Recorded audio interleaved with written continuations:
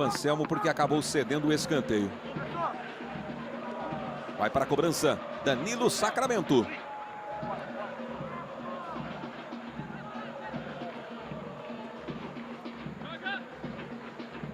Árbitro já autoriza. Levantamento de perna esquerda, subiu o Domingos, o toque de cabeça! Vamos vocês. Gol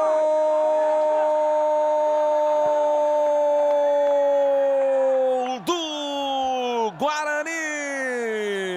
É de Ronaldo!